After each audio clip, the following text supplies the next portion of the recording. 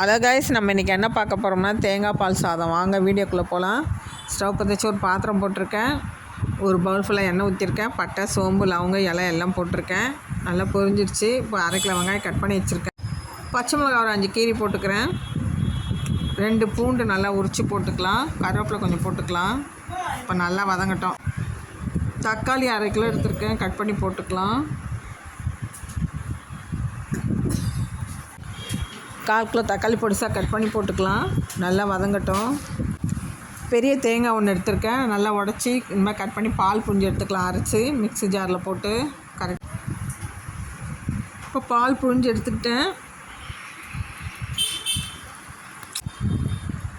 இப்போ தக்காளி போட்டுக்கலாம்.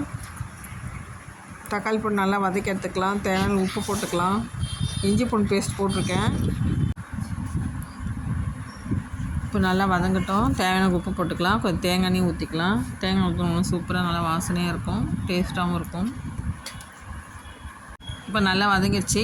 பால் ஊற்றிக்கலாம். இதில் 3 டம்ளர் அரிசி எடுத்திருக்கேன். 6 டம்ளர் தேங்காய் பால் ஊற்றிக்கலாம்.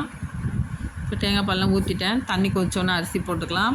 பாஸ்மதி அரிசி தான் 3/4 கிலோ எடுத்திருக்கேன். ஊற வச்சுருக்கேன். இப்போ மூடி வச்சிடலாம். தண்ணி கொதிக்கட்டும். பாருங்கள், அரிசி கழுவியாச்சு. இப்போ போட்டுக்கலாம். தண்ணி கொதிச்சிடுச்சு.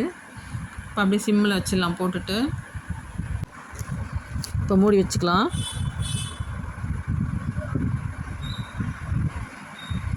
இந்த மாதிரி பிள்ளைங்களுக்கு பண்ணி கொடுங்க. இந்த தேங்காய் பால் சாதம் சூப்பராக இருக்கும், செம்ம டேஸ்ட்டாக இருக்குங்க. நீங்களே ட்ரை பண்ணி பாருங்கள். நல்லா அப்படியே கொதிச்சிச்சு. நல்லா கிண்டி விடலாம். அப்படியே கலர் விட்டு அப்படியே சிம்லேயே வச்சுருங்க. பாருங்கள், சாதம் நல்லா வெந்துடுச்சு. பாருங்கள் எவ்வளோ உதிரியாக வந்துருப்பாருங்க. சூப்பராக.